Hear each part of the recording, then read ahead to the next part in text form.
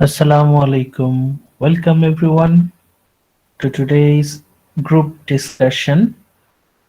একই সাথে আজকে আমরা দুটো কাজ করে ফেলবো, সেটা হচ্ছে আপনাদের অ্যাসাইনমেন্ট, ফাইনাল অ্যাসাইনমেন্টের প্রথম কোয়েশ্চেনটা, এটার উপর ভিত্তি করে আমাদের আজকে টোটাল ডিসকাশন, এবং সেটার বিভিন্ন পার্ট, যে পার্টগুলো নিয়ে আপনারা অ্যাসাইনমেন্ট লিখবেন সেই পার্টের উপরই আমাদের গ্রুপ ডিসকাশনটা হবে। একই সাথে আপনারা গ্রুপ ডিসকাশনও হয়ে যাবে, একই সাথে আমাদের ফাইনাল অ্যাসাইনমেন্টের প্রথম কোয়েশ্চেনটা সম্পর্কেও আমরা জেনে যাব। সো আমরা শুরু করি আস্তে আস্তে। আশা করি আপনারা দেখতে পাচ্ছেন প্রথমেই আপনাদের সামনে যে স্লাইডটা আছে, এটা হচ্ছে আমাদের লেকচার 1, যেটা লেকচার 1 এর slide number 13, characteristics of romantic writing, romanticism. এটার উপরে আমাদের একটা স্লাইড আমরা আলোচনা করেছিলাম, সেই স্লাইডটা এখন আপনাদের সামনে আছে। আমি প্রথমে আপনাদেরকে ইনভাইট করছি যে এই বিষয়ের উপর আমরা কিছুক্ষণ আলোচনা করি। Romantic belief in the individual and democracy emphasize more often to outstanding individual. Romanticism is characterized by the 5 I's: imagination, intuition, idealism, inspiration and individuality. এই বিষয়ে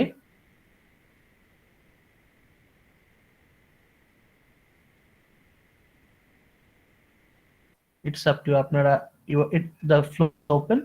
আপনারা এখন যিনি আগে কথা বলতে চান অবশ্যই কথা বলতে পারবেন, আর যারা পরবর্তীতে কথা বলতে চাচ্ছেন তারা রেইজ হ্যান্ড অপশনটা কাজে লাগান, ওই অনুযায়ী আমি সবাইকে ডাকবো। So let's start. প্রথমে কে আলোচনা করতে চাচ্ছেন? রোমান্টিসিজমের 5 I, এটার উপরে একটু আমাদের সাথে আপনারা যেটা করবেন সেটা হচ্ছে সহজ সহজ ভাষায়, খুবই সিম্পল ল্যাঙ্গুয়েজে আমাদের সাথে আপনার আইডিয়াটা শেয়ার।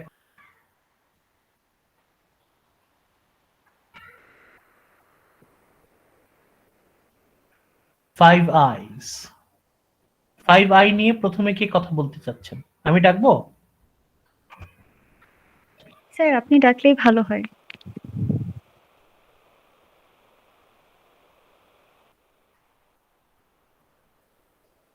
Please start.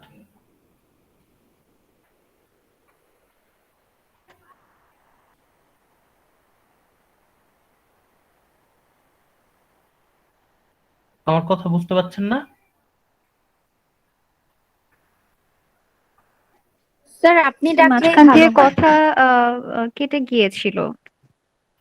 আচ্ছা এখন বলেন। Let's start, please let's start.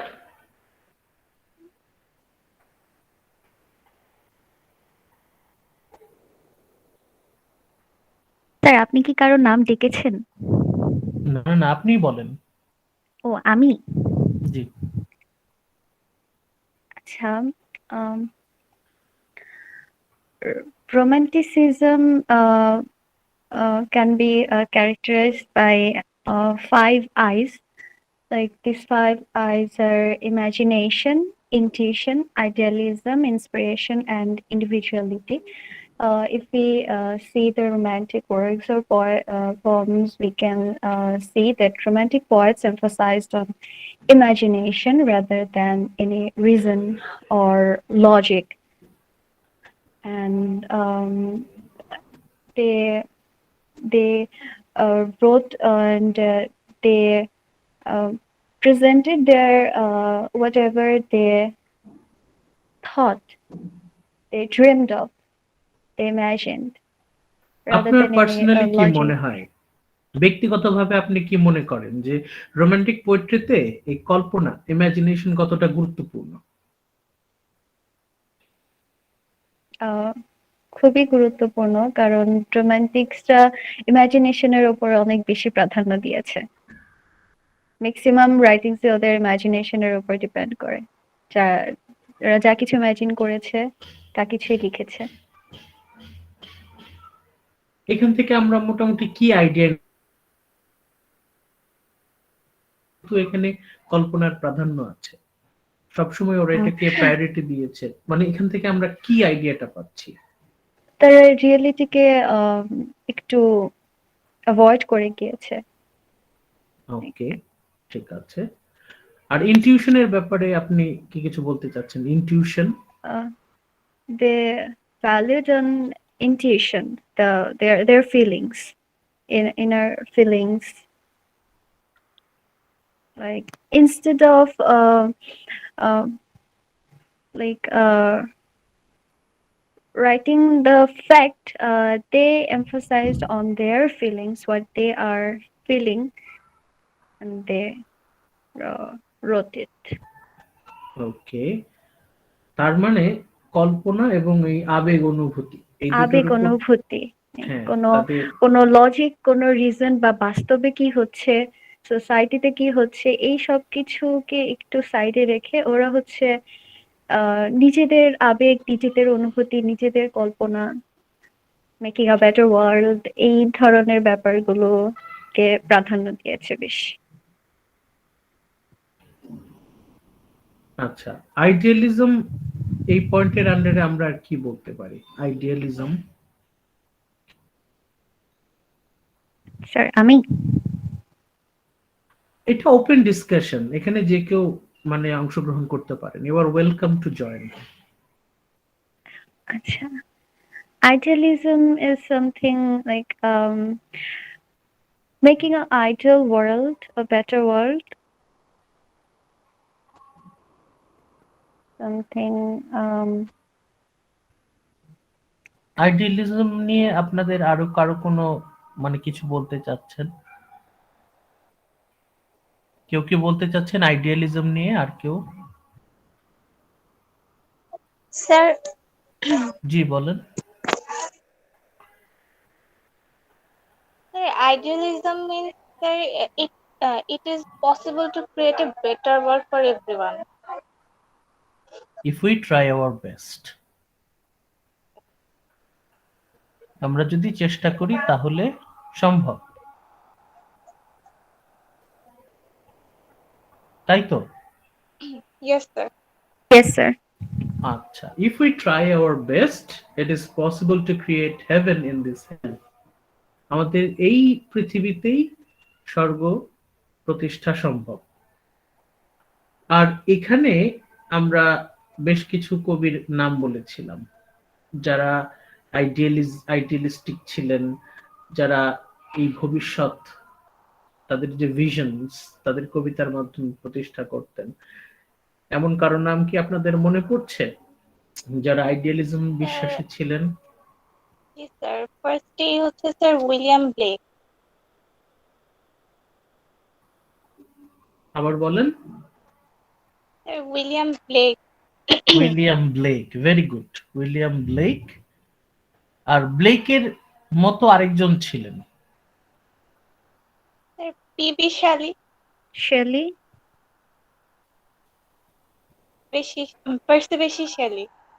Shelley, yes, very good, excellent, thank you very much. Okay, আমরা নেক্সট পয়েন্টে আসি, ইন্সপিরেশন। ইন্সপিরেশন মানে হচ্ছে অনুপ্রেরণা। রোমান্টিকরা সাধারণত কোথা থেকে অনুপ্রেরণা নিত? এটা কি কেউ বলতে পারবেন? রোমান্টিকদের সবচেয়ে বড়, স্যার নেচার থেকে স্যার। হ্যাঁ, সুমাইয়াও বলতে চাইলেন। স্যার তাদের থিঙ্কিং যেটা ছিল মানে চিন্তা ভাবনা ওভার লজিক স্যার, সেখান থেকে তারা ইন্সপিরেশন নিত, নেচার এখান থেকে স্যার। হ্যাঁ, নেচার ছিল। আর হচ্ছে শুরুতে ওই সঞ্জিদা যেটা বললো, সাখাওয়াত কিছু বলবেন? Imagination, feelings, হ্যাঁ, nature. Very good. সাখাওয়াত কিছু বলতে চাচ্ছেন? এই যে এই তিনটাই আপনারা আপনারা যেটা বললেন, হ্যাঁ, yes, you are on right track. Imagination আছে, তারপর ওই যে ইমোশনস ওভার লজিক, নেচার, প্রকৃতি, এখান থেকে কিন্তু তারা অনুপ্রেরণা নিচ্ছে। Very good. এই ইন্সপিরেশন নিয়ে আপনাদের কারো কিছু বলার আছে? কেউ কিছু ব্যাখ্যা করতে চান নিজেদের মতো করে? আপনি আপনার মতো করে ব্যাখ্যা করতে পারেন। It's open discussion, group discussion. তো আমরা এখানে একজন আরেকজনের সাথে আইডিয়াগুলো ইজিলি শেয়ার করি যাতে কোনো কনফিউশন না থাকে। তাহলে আমরা সবার শেষে হচ্ছে individuality, last but not the least. অনেকে বলে যে রোমান্টিক রাইটিং, রোমান্টিসিজমের মানে one of the most important I is individuality. Individuality নিয়ে কেউ কথা বলবেন, কেউ কথা বলতে চাচ্ছেন? স্যার, ইন্ডিভিজুয়ালিটি হ্যাঁ বলেন।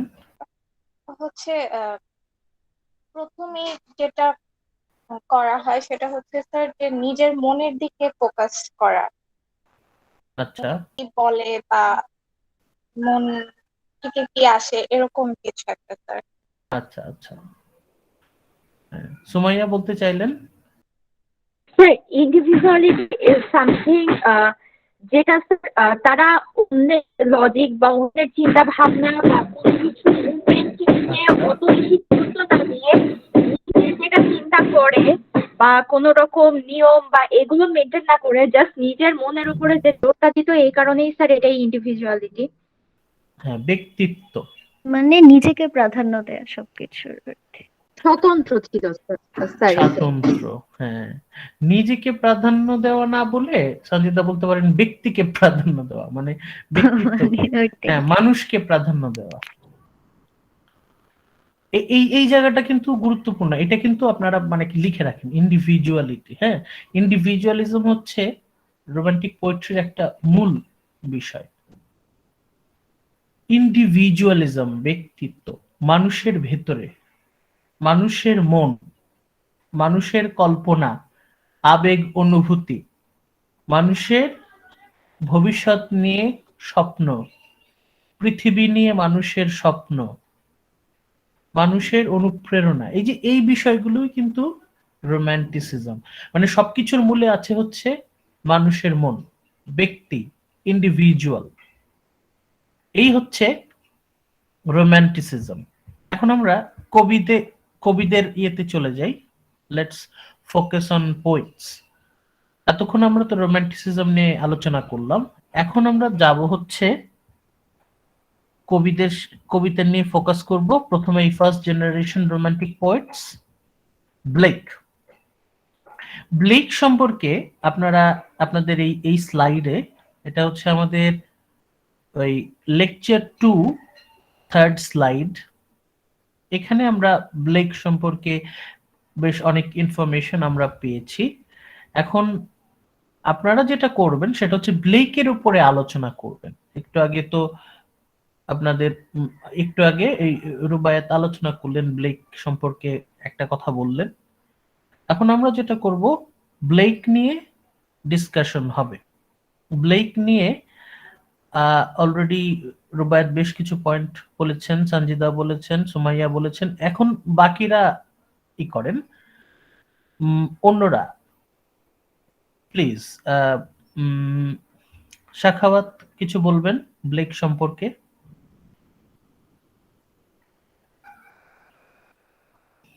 ফাহিমা আক্তার কিছু বলবেন?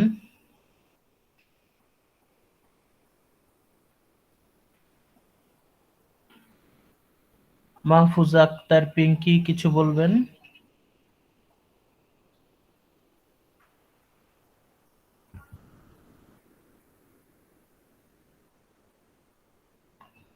তামান্না স্যার মুস্তাফিজ?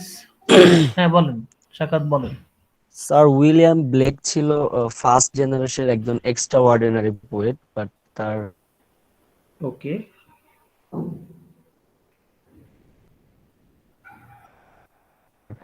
তার যে জীবদ্দশায় লাইফের সময় তার এক্সট্রা অর্ডিনারিটা তার যখন সে 1779-এ যখন তার সন্স অফ ইনোসেন্ট এবং 1794-এ যখন তার সন্স অফ এক্সপিরিয়েন্স পাবলিশড হয়, তখন মানে বোঝা যাচ্ছিল যে সে মানে how much he is extra ordinary.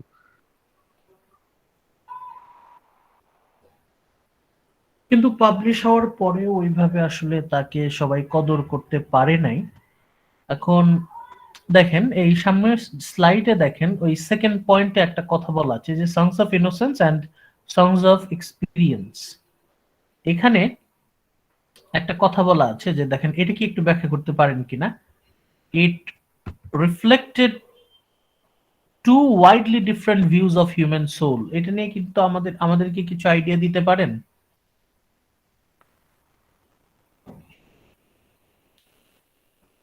Sir এইখানে হ্যাঁ বলো।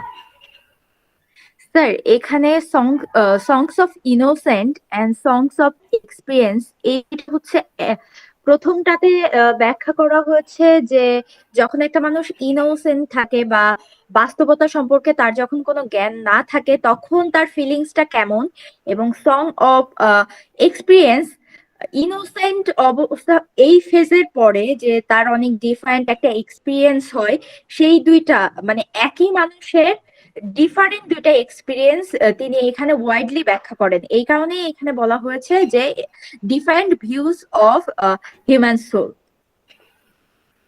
মানুষের দুটো পার্সপেক্টিভ, দুইটা পয়েন্ট অফ ভিউ, একটা হচ্ছে ইনোসেন্ট পয়েন্ট অফ ভিউ আর হচ্ছে এক্সপিরিয়েন্স পয়েন্ট অফ ভিউ।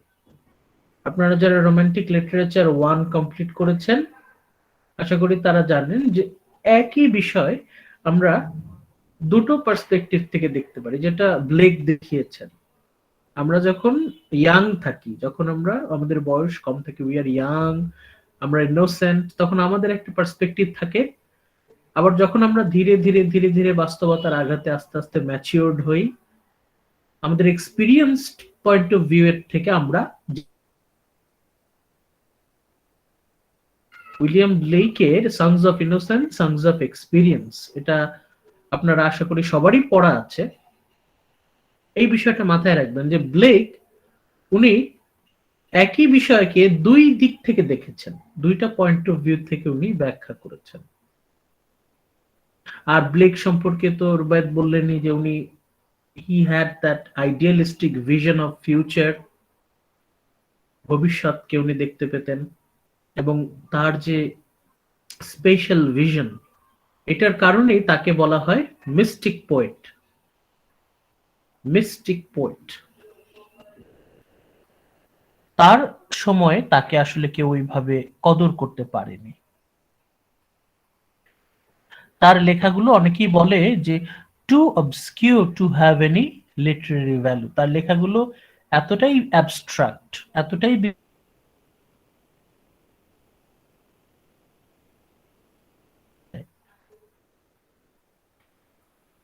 শেষমেশ অনেকেই ব্যর্থ হয়ে তাকে পাগল ডাকতো, ট্রান্সেন্ডেন্টাল ম্যাডম্যান।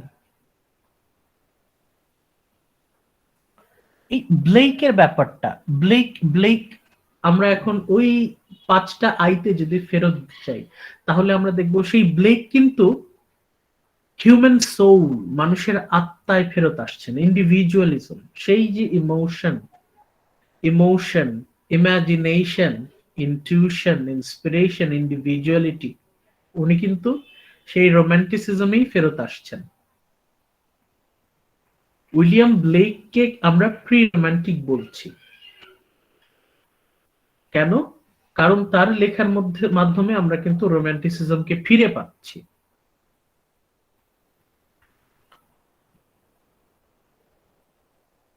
নেক্সট যে পয়েন্ট, নেক্সট ইস্যুটা আমাদের আলোচনা আসবে সেটা হচ্ছে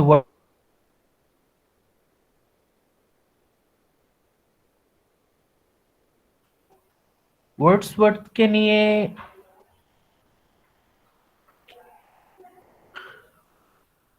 কে কথা বলবেন? Floor is open. Sir, হ্যাঁ বলেন Wordsworth, Nusrat. Sir, Wordsworth was a poet of nature. He believes to him nature appeared as a guardian and as a also teacher, and he finds pleasure in looking at the nature. And if we look at in his poem Daffodils, we see that in his busy life when he is alone, he reminds the picture of daffodils once that he enjoyed, and now at the age of his old or in his busy life he finds pleasure remembering those scenery. Even Wordsworth was a mystic poet, even pantheist. He believes that the God perceives in every objects of the nature, and he finds the presence of God in every objects or things in the nature. And to him, nature was the inspiration, guardian, teacher, and he actually used imagination in his poems, and he actually he selects the common life incidents and make them look like uncommon by throwing them a touch of imagination. And so that's it. And he was a ardent lover and a true worshipper of nature, and to him nature was the supreme inspiration, and so he portrayed nature as a teacher. Even that's it. Excellent, very good, বেশ very good, thank you. তাহলে আপনার এখান থেকে আমরা যে পয়েন্টটা পাচ্ছি, শুরুতেই আপনি বলছেন যে উনি প্রকৃতিকে শিক্ষক হিসেবে সব সময় দেখেছেন। To him nature is always a teacher, even source of spirituality, religious যে স্পিরিচুয়ালিটি সেটা প্রকৃতির মধ্যে উনি পেয়েছেন, এবং নেচারের মধ্যেই উনি সমগ্র আমাদের যে জীবনটাকে খুঁজে পেয়েছেন, যে প্রকৃতির কাছ থেকে আমরা সবকিছু শিক্ষা নিতে পারি। আমাদের রিলিজিয়ান, সেখানেও আমরা প্রকৃতির কাছে ফিরে আসতে পারি। প্রকৃতি, এখন ওয়ার্ডসওয়ার্থকে বলা হয় দ্য নেচার অফ পোয়েট, প্রকৃতির কবি। উনি প্রকৃতির কথা বলেছেন এবং উনার ফোকাসটা ছিল যে কবিতার মধ্যে আমাদের দৈনন্দিন জীবনের কথা উঠে আসবে। কবিতার ভাষা হতে হবে আমাদের দৈনন্দিন জীবনের ভাষা, এবং কবিতার বিষয়বস্তু হতে হবে আমাদের দৈনন্দিন জীবনের বিষয়গুলো। Language would be our everyday language, the content of poem would be our everyday life.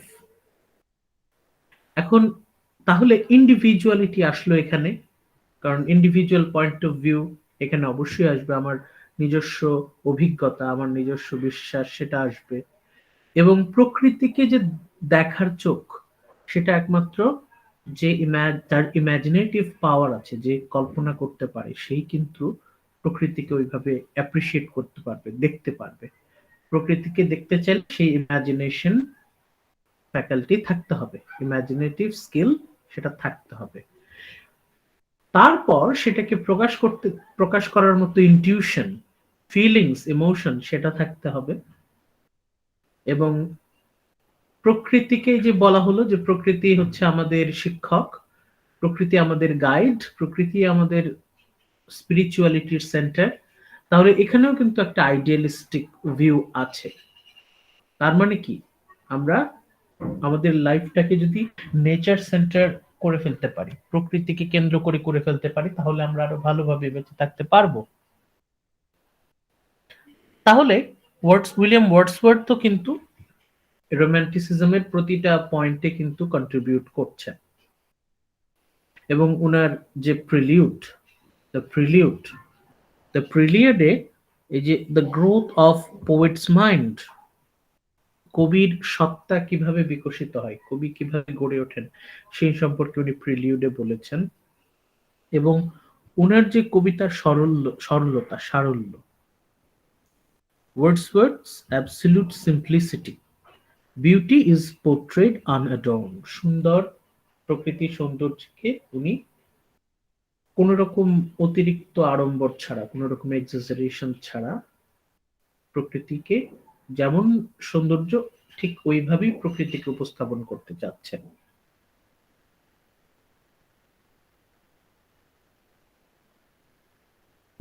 Woody and prosy, absolutely without humor, তার লেখার মধ্যে ওইরকম সাহিত্যের যে রস, সেটা অনেকেই খুঁজে পেতে ব্যর্থ হয়।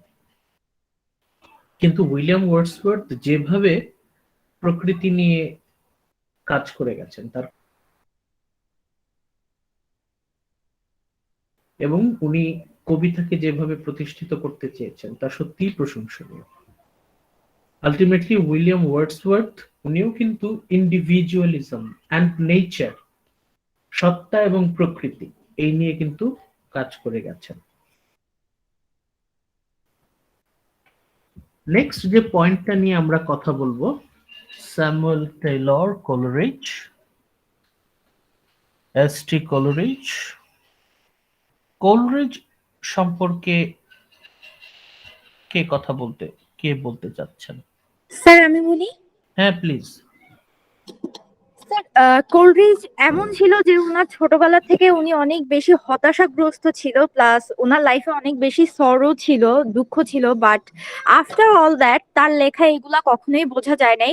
উনি খুব সুন্দরভাবে হরর হরর অ্যাক্টিভিটিস গুলো লিখেছেন, ওনার থ্রু সুপার ন্যাচারাল এলিমেন্টস গুলা বর্ণনা হয়েছে।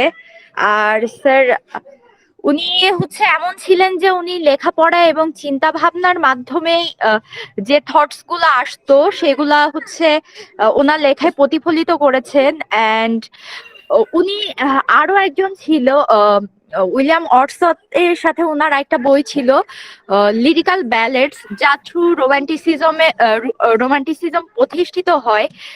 আহ, এটাই স্যার মূলত ওনার বিষয়ে এইগুলাই ছিল মেন কথা। আচ্ছা, আমাদের যে 5টা আই আছে, 5 আই, এই 5 আই গুলো কি আমরা ঠিক মতো তার সাথে কানেক্ট করতে পারি?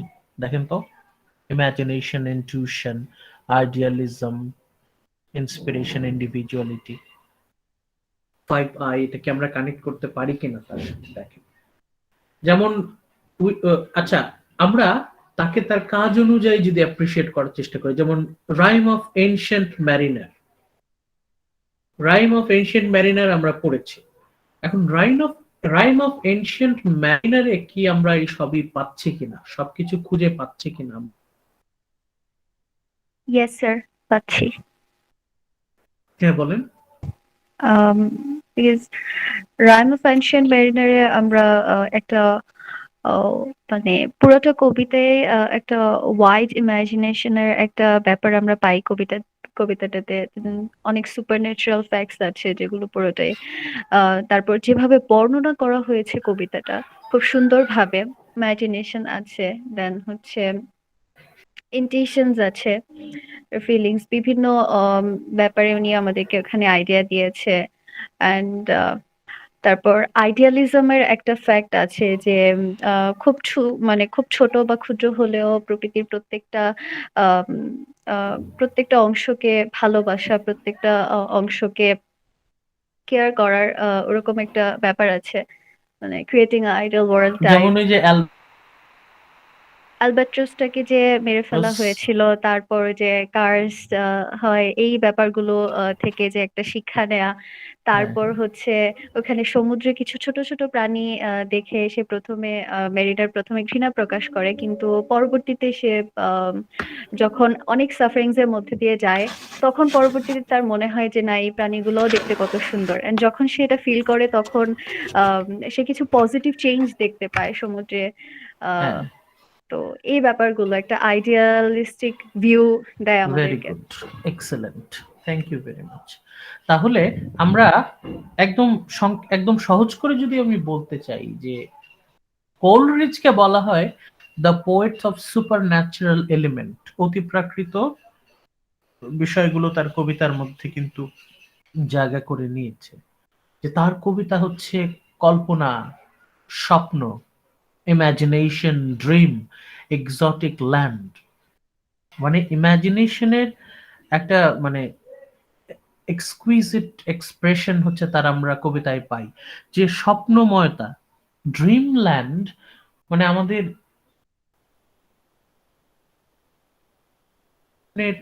বর্ণনা আমরা তার কবিতার মধ্যে খুঁজে পাচ্ছি।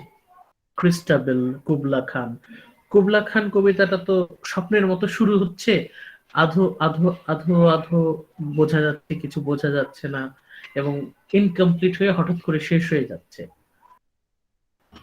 ক্রিস্টাবেলের বেলায় যে যে সুপার ন্যাচারাল গোস্টলি এলিমেন্ট গুলো, সেই এলিমেন্ট গুলো আমরা খুঁজে পাচ্ছি।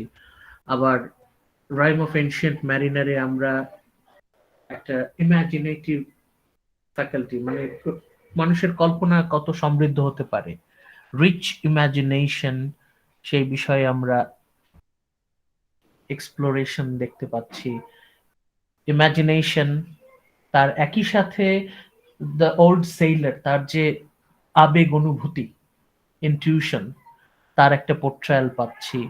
তারপর একটু আগে সঞ্জিদা যেটা বললো যে অ্যালবাট্রাসকে যখন সে মেরে ফেললো, তারপরে যে শাস্তি পাচ্ছে সে, justice, the justice of nature. তারপর যে ঘোস্টলি সুপারন্যাচারাল এলিমেন্টস, যে ভৌতিক দৃশ্যগুলো সে দেখছে, তারপরে তার যে মুক্তি হচ্ছে, after blessing the sea creatures the old man is released from the curse। এই যে এখানেও কিন্তু sense of justice, idealism, idealistic point of view এখানে আছে। এবং ও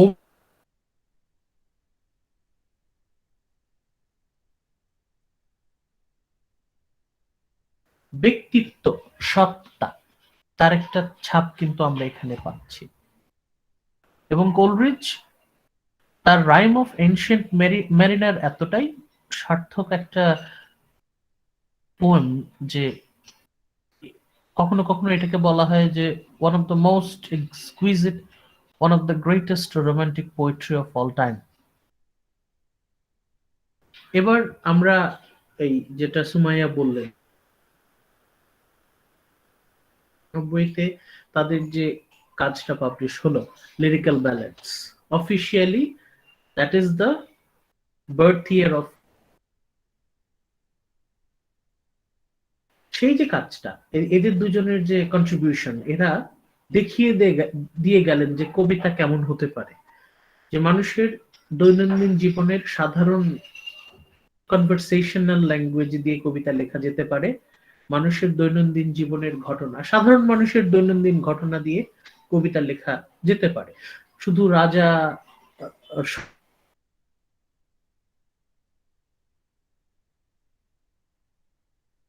সাধারণ মানুষের সাধারণ জীবনযাপনের গল্প থেকেও কবিতা লেখা যেতে পারে।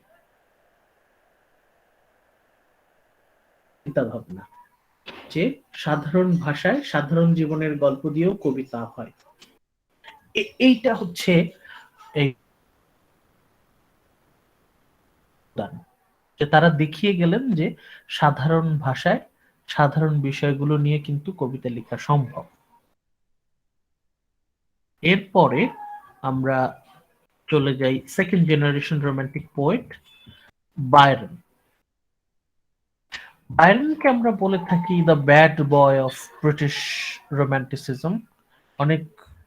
তার অনেক স্ক্যান্ডাল আছে, অনেক কন্ট্রোভার্সিয়াল পয়েন্ট আছে, বাট আমরা এখানে তাকে আমরা যে কারণে স্মরণ করি, তাকে আমরা মেইনলি স্যাটিরিস্ট হিসেবেই করি। উনি তার কন্টেম্পোরারি টাইমটাকে ব্যঙ্গ করেছেন তার লেখার মাধ্যমে। এই যে বিশেষ করে থার্ড পোয়েম যেটা, এই যে after exile a disillusioned man who recognizes his true character and who, through cynical and pessimistic, is at least honest in his unhappy outlook on society as satirist. George Gordon Lord Byron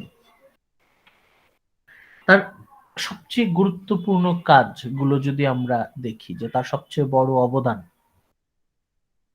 তার matured সময়কার, উনি যখন সমৃদ্ধ লেখাগুলো হচ্ছে cynical, pessimistic, কেমন একটা হতাশার ছাপ আছে, একটা ব্যঙ্গ বিদ্রুপাত্মক লেখা উনি লিখছেন। বাট উনি একটা কাজ করে গেছেন, he is honest in his unhappy Outlook on society. উনি সমাজের এক ছবি এমন ভাবে উনি ফুটিয়ে তুলছেন যেন উনি সমাজকে ব্যঙ্গ করছেন। এই বিষয়ে আপনারা কেউ কি কিছু বলতে চাচ্ছেন? স্যার আমি বলি। জি বলেন। স্যার উনি এত বেশি শো আপ করতেন, মানে অনেকেরই ধারণা ছিল উনি অনেক বেশি শো আপ করছেন, বাট উনি নিজে যেটা সেটাই সবসময় দেখাইতেন। আর ওনার লেখার মধ্যে অনেক ল্যাক ছিল, গভীরতার ল্যাক ছিল, সো দ্যাট ওনার লেখাগুলো প্রথম দিকে অতটা অর্থবহ ছিল না। ধীরে ধীরে যখন উনি মানে ধীরে ধীরে যখন লেখার ডেপথে উনি ঢোকা শুরু করলেন। হ্যাঁ একদম আহ, ঢোকার মুহূর্তেই পরপরই উনি হচ্ছে মৃত্যুবরণ করেন। উনি ওনার জীবনে বেশি একটা সময় পান নাই যে অত বেশি অর্থবহ কিছু লিখবেন, কারণ উনি অনেক উচ্ছৃঙ্খল জীবনযাপন করতেন। ওনাকে বলা হতো যে হচ্ছে ব্যাড বয় অফ রোমান্টিসিজম।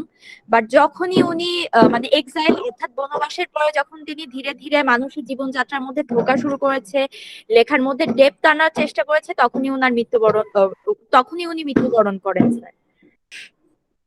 এখন উনার উনার উনার যদি আমি অবদানটা যদি আমরা মানে বের করার চেষ্টা করি যে উনার আসলে অবদানটা কোথায় এই কবিতায়, ইন পোয়েট্রি, তার অবদানটা কি, মানে যখনই স্যার, আমরা হ্যাঁ উনি মেনলি স্যাটায়ার করতেন।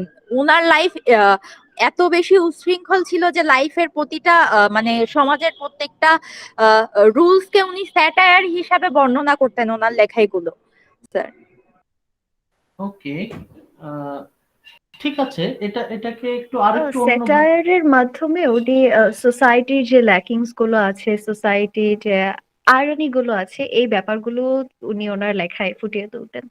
হ্যাঁ হ্যাঁ, এখন আমরা যদি রোমান্টিসিজমের 5 আই এখানে যদি আমরা এখন ফোকাস করার চেষ্টা করি, তাহলে ইমাজিনেশন, উনি আসলে ওই ইমাজিনেশনের ব্যাপারে উনার লেখায় আমরা অতটা রিচনেস পাই না, যে কল্পনা শক্তিকে উনি যতটা না individuality, as an individuality Byron is one, মানে তার সময়ে সবচেয়ে বিখ্যাত কবিদের মধ্যে একজন ছিলেন। এবং তার যে ইন্ডিভিজুয়ালিটি, যেটা সুমাইয়া বললেন, যে অনেকটাই উচ্ছৃঙ্খল, এবং উনি ইচ্ছা করেই সমাজের নিয়ম কানুন গুলোকে বৃদ্ধাঙ্গুলি দেখাতেন।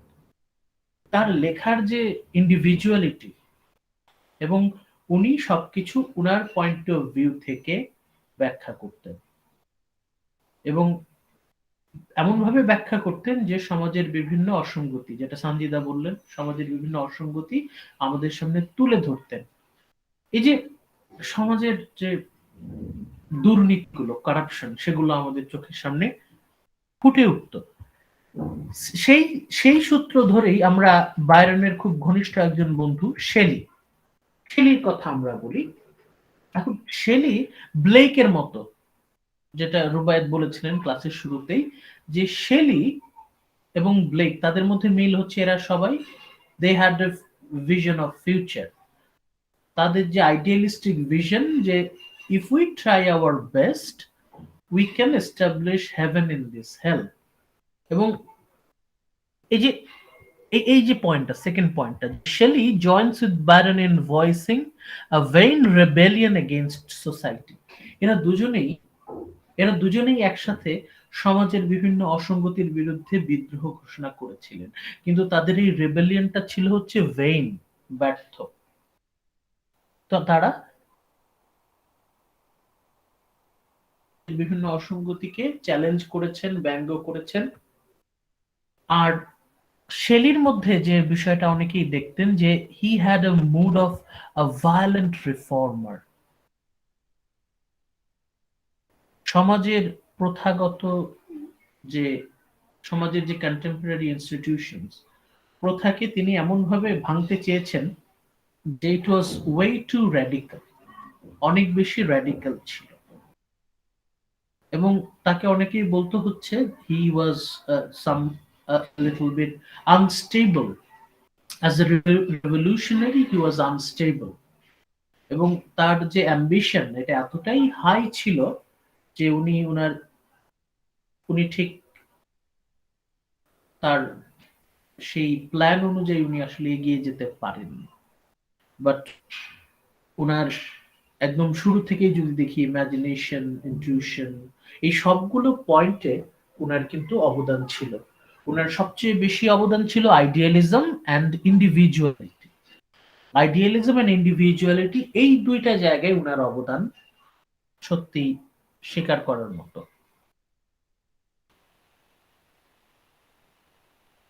যে ইমোশন, ফিলিংস, এই সব, যেমন উনার অ্যালাস্টর, অ্যাডোনাইস, এইখানে তার যে ডিফারেন্ট মুডস, আবেগ অনুভূতির যে বিভিন্ন বিচিত্র প্রকাশ, সেই জন্য কিন্তু আমরা শেলিকে অ্যাপ্রিসিয়েট করছি।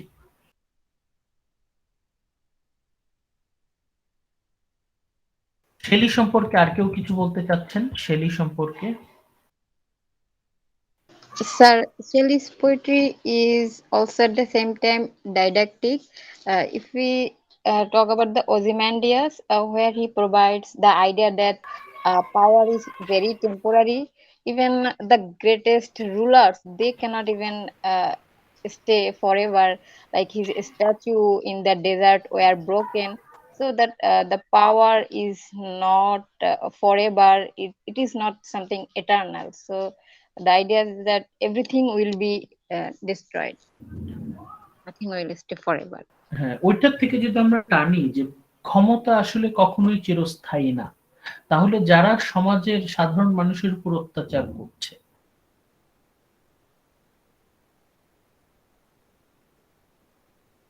একটা সংগ্রাম ছিল, একটা বিদ্রোহ ছিল, উনি সবসময় বিপ্লবের পক্ষে, always revolution, always has revolutionary mind, এবং সাধারণ মানুষের পক্ষে কথা বলেছেন, always spoke for the ordinary people, এবং তাদের অধিকারের জন্য উনি কথা বলে গেছেন সবসময়, এবং যারা সমাজে সাধারণ মানুষের উপর অত্যাচার করেছে তাদের বিরুদ্ধে, সমাজে যারা অবহেলিত তাদের পক্ষে উনি কথা বলেছেন।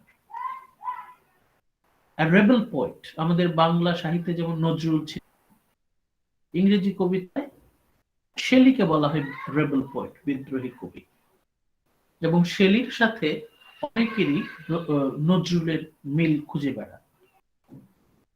অনেকে বলেন যে নজরুল, উনি যেহেতু লেখালেখি শুরুই করেছেন 1910-20 এর দশকে, সেই ক্ষেত্রে অনেকেই বলেন,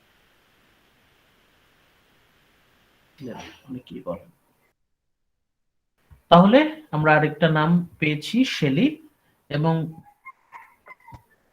কিটসকে দিয়ে যদি আমরা আমাদের মোটামুটি রোমান্টিসিজমের আলোচনা শেষ করি, last but not the least, উনি জন্মেছেন সবার পরে, কিন্তু দুর্ভাগ্যজনকভাবে উনি সবার আগে মৃত্যুবরণ করেছেন। কিটসকে আমরা যে কারণে মনে রাখি, কিটসের সবচেয়ে গুরুত্বপূর্ণ অবদান হচ্ছে দুইটা জায়গায়। একটা হচ্ছে তার সেনসুয়াসনেস, উনি ওনার কবিতায় এত চমৎকার ভাবে ইনটিউশনকে প্রতিষ্ঠা করে গেছেন, যে ফিলিংস, ইমোশনস, আবেগ, অনুভূতি, এবং আমাদের যে সেন্স, আমাদের যে 5 সেন্সেস, আমাদের sense of vision, sense of smell, sense of test, sense of hearing, sense of touch, এই যে 5টা সেন্স, উনি ওনার প্রতিটা কবিতায় এই সেন্স গুলোকে খুব সাকসেসফুলি ইউজ করেছেন। তাকে বলা হয় দ্য পোয়েট অফ সেনসুয়াসনেস। মানুষের যে পঞ্চ ইন্দ্রিয়, 5 সেন্স, এই সেন্স গুলোকে উনি ওনার কবিতায় চমৎকার ভাবে অ্যাপ্লাই করেছেন। তার কবিতা যখন আমরা পড়তে থাকি তখন আমরা কল্পনার জগতে হারিয়ে যাই। ইমাজিনেশন, উনি এমনই চমৎকার ভাবে তার কবিতায় ইমেজ গুলোকে ফুটিয়ে তুলতেন যে আমরা অ্যাপ্রিশিয়েট করতে বাধ্য হই। 5 সেন্সেস, এবং তার যে নেগেটিভ ক্যাপাবিলিটি, মানে পার্সোনালিটিকে স্যাক্রিফাইস করে যে সম্পূর্ণ আলাদা অন্য একটা অস্তিত্বে যখন তিনি নিজেকে প্রকাশ করছেন। নেগেটিভ ক্যাপাবিলিটি হচ্ছে নিজের ব্যক্তিগত আবেগ অনুভূতি সেটা ভুলে অন্য কোনো সত্তার আবেগ অনুভূতিকে ধারণ করা। উনি যখন টু আ নাইটিঙ্গেল এই ওটটা যখন উনি লিখলেন, তখন অনেকেই বলেছিল যে জন কিটস উনি নিজেই যেন একজন নাইটিঙ্গেল হয়ে গেছেন, এবং একটা নাইটিঙ্গেল তার যে ব্যক্তিগত সুখ দুঃখ এবং তার পয়েন্ট অফ ভিউ, উনি সেটাকে এক্সপ্লোর করছেন। উনি ওনার ব্যক্তিগত আবেগ অনুভূতিকে সারপাস করে, ভেদ করে, হি ওয়েন্ট বিয়ন্ড, অবশ্যই individual, he went beyond, he surpassed the individuality, এবং তিনি তো বলেছেন বিউটি ইজ ট্রুথ বিউটি, এবং এই যে সৌন্দর্য এবং সত্য, এই নিয়ে তার যে কথা, এই যে আইডিয়ালিস্টিক অ্যাটিটিউড, এটাও কিন্তু উনি ওনার কাজের মাধ্যমে রোম্যান্টিসিজমকে কিন্তু এনরিচ করেছেন। তাহলে রোম্যান্টিক পোয়েট্রি নিয়ে যখন আমরা কথা বলবো তখন কিন্তু এদের কথা আসবে, ফার্স্ট জেনারেশন, সেকেন্ড জেনারেশন। এবার তারপরে আমরা ভিক্টোরিয়ান লিটারেচারের শুরুতেই আমরা ভিক্টোরিয়ান কম্প্রোমাইজ নিয়ে আলোচনা করেছি। ভিক্টোরিয়ানিজম বলতে আসলে কি বোঝায়? ভিক্টোরিয়ানিজম বলতে জেন্টলিটি, রেসপেক্টেবিলিটি, ডেকোরাম, বিশেষ করে ডেকোরাম মানে সমাজ আমাদেরকে কিছু নিয়ম ঠিক করে দিয়েছে, ওই নিয়মগুলো আমাদেরকে মানতে হবে, ডেকোরাম মেইনটেইন করতে হবে, উই নিড টু কনফর্ম। আমরা যদি নিজেদের ডিগনিটি বজায় রাখতে চাই, if we wish to preserve our respectability, gentility, our dignity, যে নিয়ম কানুন মেনে চলতে হবে। এখন এই জায়গাটায় এসে রোম্যান্টিক পোয়েটদের সাথে অনেক জায়গায় ক্ল্যাশ হয়ে গেল। যদিও পোয়েটরা রোম্যান্টিক পোয়েট্রি দ্বারা ইন্সপায়ার্ড ছিলেন, কিন্তু কিছু কিছু জায়গায় তারা রোম্যান্টিকদের থেকে কিছু আলাদা কথা বলা শুরু করলেন। We found some clash in the ideologies of Victorian and Romantic poets. কবিতা না বললেও আমরা ভিক্টোরিয়ান সাহিত্যে কিছু বৈশিষ্ট্য আমরা আলোচনা করেছিলাম, some literary characteristics of Victorian literature, এবং এগুলো আমরা আজকে যেহেতু আমাদের ফোকাস পোয়েট্রি, তাহলে ভিক্টোরিয়ান পোয়েট্রিরও আমরা আলোচনা এর মধ্য থেকে আদায় করি যে এই লিটারারি ক্যারেক্টারিস্টিক সাহিত্যের বৈশিষ্ট্য থেকে আমরা ভিক্টোরিয়ান কবিতার কি কি বৈশিষ্ট্য আমরা পাই। কেউ কি আলোচনা করতে চান ভিক্টোরিয়ান পোয়েট্রি?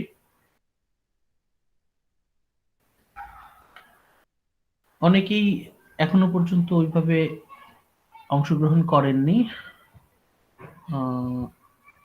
অন্যরা একটু সুযোগ নিক। অন্যরা জিসান কিছু বলবেন? মিরাজ মাদি জিসান ভিক্টোরিয়ানিজম নিয়ে কিছু বলবেন?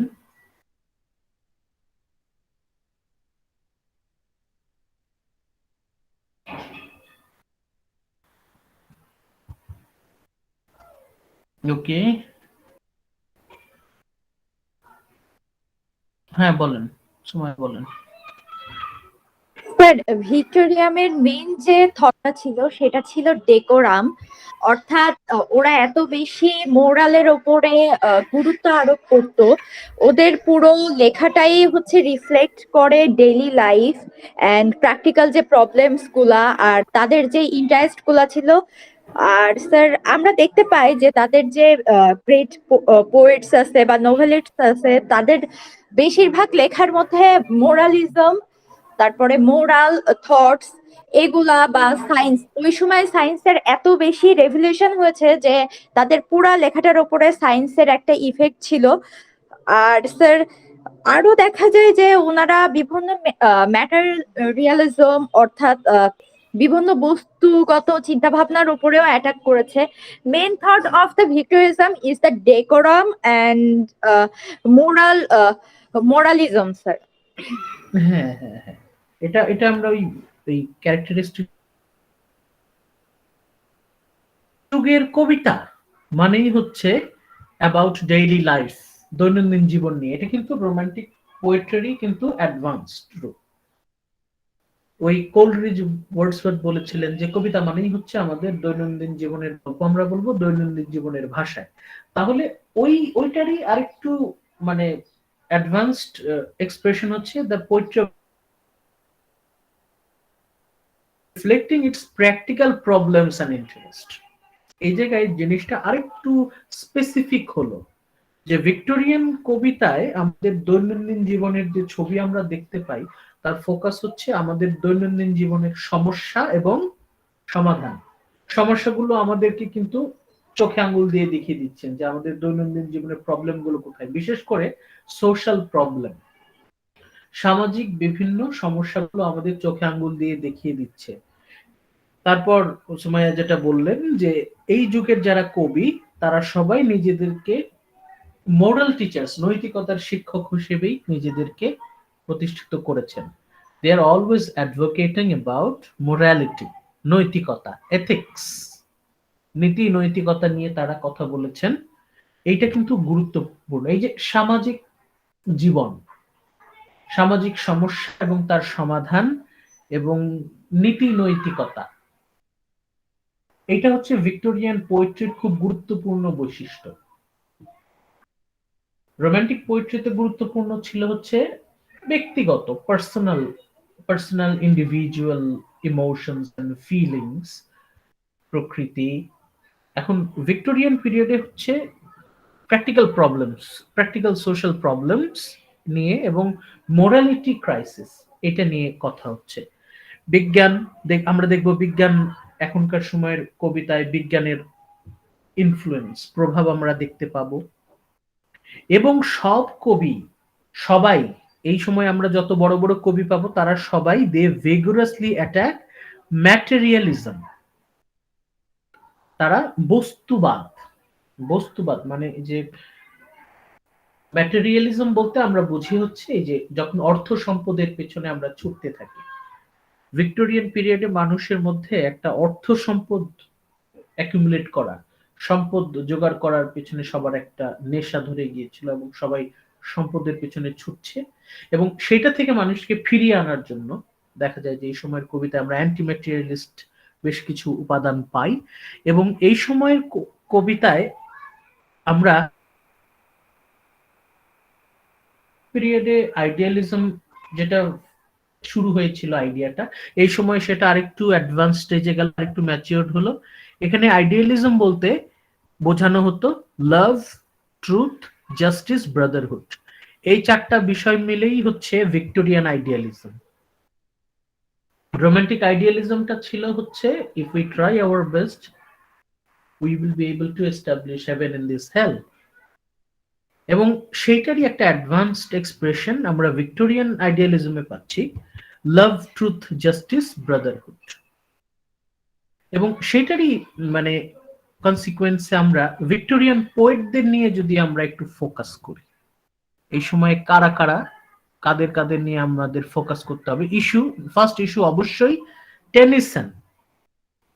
টেনিসনকে আমরা বলছি the most representative literary man of the Victorian এরা।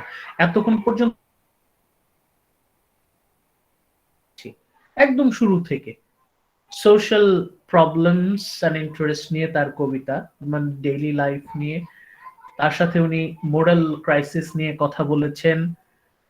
তারপর scientific advancement, science and technology কিভাবে আমাদের ভেতরকার ধর্মীয় আবেগ অনুভূতিকে দুর্বল করে দিচ্ছে সেই বিষয়ে কথা বলেছেন।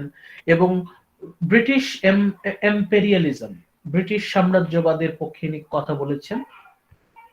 টেনিসনের এই বিশ্বাসটা যে ব্রিটিশ, এই আইডিয়ার জন্য টেনিসনকে অনেকেই অপছন্দ করেন।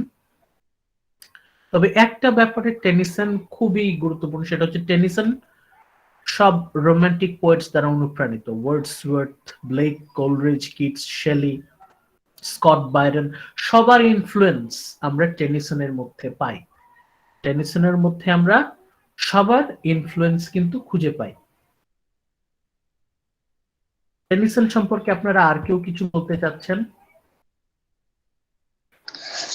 Sir, in the Victorian period, though there was a rapid revolution in the industry and everywhere, but there was also frustration among the people, and Tennyson also portrayed the frustration in his poems, like the Lotus Eaters. Here we see that the uh, people they reached in an island and they suddenly eat a fruit and they want to live there permanently. They do not want to continue their voyage. So because the life is very harsh and they just want to have some peace and rest. So though there was industrialization, there was development going on everywhere, but still in the mind of the people there was frustration. And so even the people were thirst for knowledge. They wanted to learn knowledge more. And in the poem Ulysses, we see that he has spent 20 years of his life in the battles and adventures, but yet he is not satisfied. He has a thirst for knowledge. He wants to learn or see more. So this is the thirst for knowledge. And in the Victorian period, this the characteristics were there. Okay, very good, thank you. Ulysses আমাদের টেনিসনের খুবই গুরুত্বপূর্ণ একটা কবিতা, very major poem. এই জায়গায় আমরা দেখতে পাবো যে এই যে রেস্টলেসনেস, যে ভিক্টোরিয়ান পিরিয়ডে সবকিছু এত উন্নত হচ্ছে, ডেভেলপ হচ্ছে, তারপরেও যে সবার মনে যে অস্থিরতা, এই যে দৈনন্দিন জীবন আমাদের যে সোশ্যাল ক্রাইসিস এবং যে ওই আমাদের এথিক্যাল ক্রাইসিস যেগুলো, সেই বিষয়গুলো।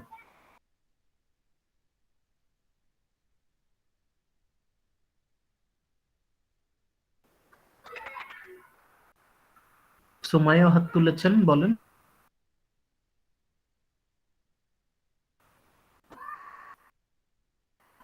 টেনিসনকে বলা হচ্ছে the representative poet, representative of Victorian poets.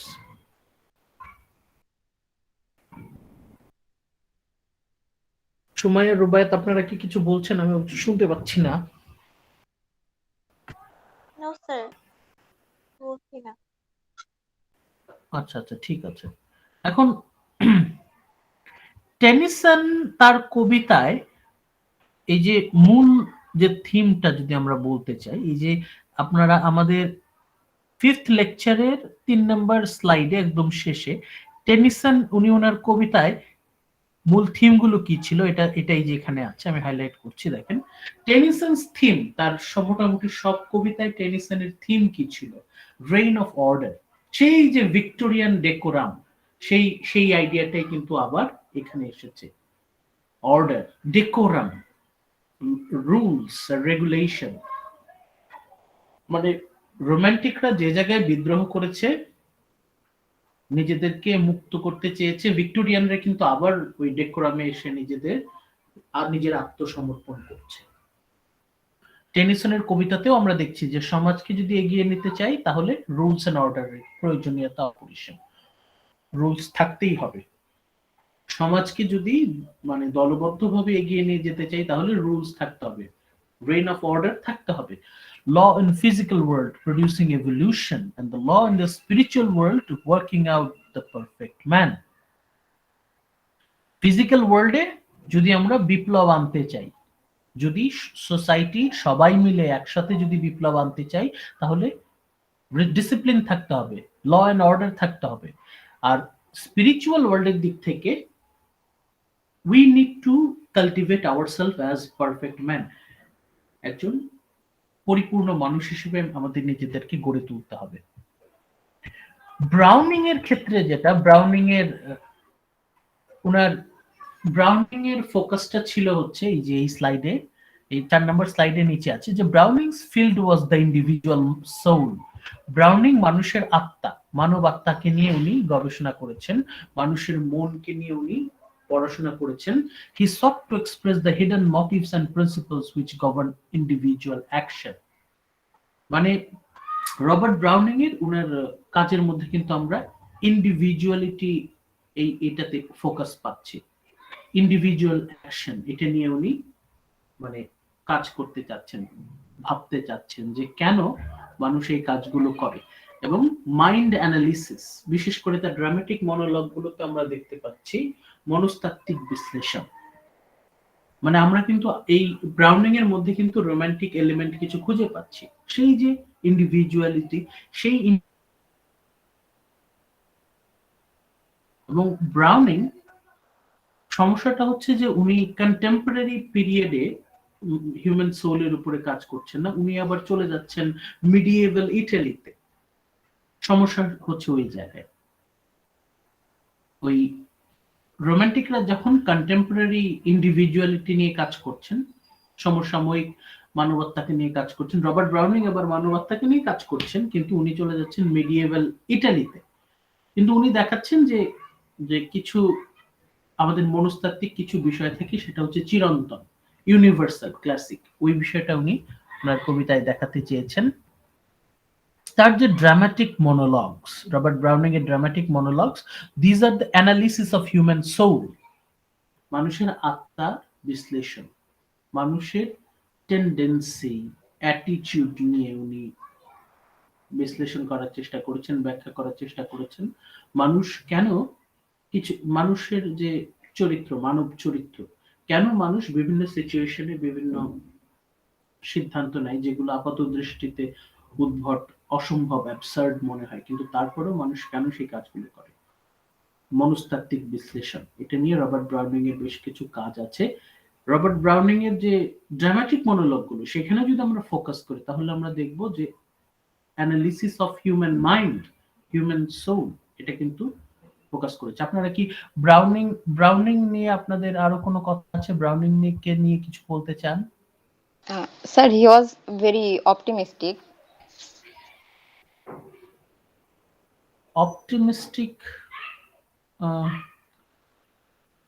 অপটিমিস্টিকটাকে একটু কেন বললেন, একটু ব্যাখ্যা করেন, কারণ optimistic.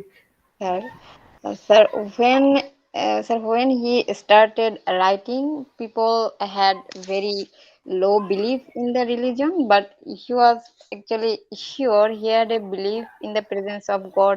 Even sir, the last Ride Together, the poem, even we see that the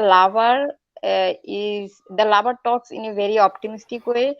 Though he is a rejected lover, I mean his lover is rejecting him, but yet he wants to enjoy the last ride together, and to him that ride is everything. So that in that sense he is optimistic. ও আচ্ছা, হ্যাঁ, এটা yes, you can say that. এখন এটাকে আরেকটু আমরা broad স্কেলে দেখি, যদি দেখি তাহলে সেই যে হিউম্যান ইনটিউশন, যেটা আমরা রোমান্টিকদের মধ্যে ফোকাস পেয়েছিলাম, আবেগ, অনুভূতি, সেটাকেও কিন্তু উনি ফার্দার কাল্টিভেট করছেন তার কবিতার মাধ্যমে। আলোচনা করেছি তার লাভ পোয়েমস কে নিয়ে, আমরা আলোচনা করেছি লাভ পোয়েমস। এলিজাবেথ ব্যারেট, উনাকে আমরা মনে রাখি মূলত তার এই লাভ পোয়েমস গুলোর জন্যই। এবং এখানে তিনি সোশ্যাল বিভিন্ন ইনজাস্টিসের কথা বলেছেন, সেই যে সোশ্যাল ক্রাইসিস, বিভিন্ন তার কবিতায় আমরা সোশ্যাল ক্রাইসিস, সোশ্যাল ইস্যু নিয়ে বিভিন্ন কথাবার্তা খুঁজে পাই। এবং উনার এখানেও এলিজাবেথ ব্যারেট কিন্তু নিজেকে এই এথিক্যাল টিচার্স অফ মোরালিটি হিসেবে নিজেকে এস্টাবলিশ করেছেন। ম্যাথু আর্নল্ডের ব্যাপারে যেটা, যে ম্যাথু আর্নল্ড ওনার কবিতায় আমরা পেয়েছি বিজ্ঞান এবং প্রযুক্তি কিভাবে আমাদেরকে স্পিরিচুয়ালিটি থেকে দূরে সরিয়ে দিচ্ছে। When we are obsessed with science and technology,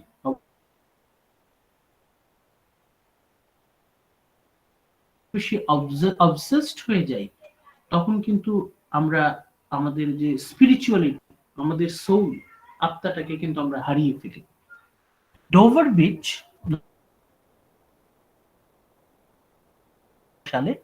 Dover Beach is a famous poem where his central metaphor of the sea of faith, উনি এখানে তার যে it's summed up by many Victorian's attitude to decline of religious belief. এই যে মানুষের মধ্যে আস্তে আস্তে ধর্মের প্রতি বিশ্বাস উঠে যাচ্ছে, এবং ধর্মের প্রতি বিশ্বাস উঠে যাওয়ার ফলে কি হচ্ছে, তাদের জীবনে নানা রকম বিরূপ প্রতিক্রিয়ার বিরূপ প্রভাব পড়ছে। এবং এটা কিন্তু ভিক্টোরিয়ান স্পিরিট রিফ্লেকশন, এটা কিন্তু সিরিয়াস একটা ক্রাইসিস। এই যে স্পিরিচুয়াল ক্রাইসিস, এটার সাথে কিন্তু কানেক্টেড আছে হচ্ছে নৈতিক অবক্ষয়, মোরাল, মানে যারা যারা নিজেদেরকে নৈতিকতার শিক্ষক, moral teachers, teachers of morality হিসেবে নিজেদের দাবি করছেন, তারা সবাই কিন্তু এই কথাটা বলতে চাচ্ছেন যে সায়েন্স এন্ড টেকনোলজিতে আমরা এতটা অবসেসড যে আমরা স্পিরিচুয়ালিটি থেকে দূরে সরে যাচ্ছি। স্পিরিচুয়ালিটি থেকে দূরে সরে যাওয়ার কারণেই আমরা আমাদের মধ্যে নৈতিকতার অবক্ষয়।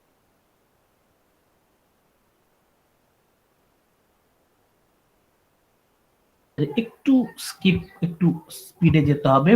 20th সেঞ্চুরি পোয়েট্রি, আমরা সেই ফ্লোতে যদি আসতে থাকি, এরপরে আমরা মডার্নিজম, যেটা আমরা মিডের পরে আমরা ফোকাস করছি, মিডের পরে আমাদের ফোকাস যেটা 20th century poets and poetry, এটাতে যখন আমরা কথা বললাম তখন আমরা বেশ কিছু আন্দোলন নিয়ে কথা বলেছি। প্রথমেই আমরা বলেছিলাম ইমাজিস্ট মুভমেন্ট নিয়ে। ইমাজিস্ট মুভমেন্ট নিয়ে আপনাদের মনে আছে? ইমাজিস্ট মুভমেন্ট, মুন সরকার, জিসান, তামান্না মুস্তাফিজ, মাহফুজা আক্তার পিঙ্কি। আপনারা এই স্লাইডটা দেখে ইমাজিস্ট মুভমেন্ট সম্পর্কে বেশ অল্প কথায় সহজে আমাদের সাথে যদি কিছু শেয়ার করতে পারেন যে ইমাজিস্ট মুভমেন্টের কথা কি ছিল।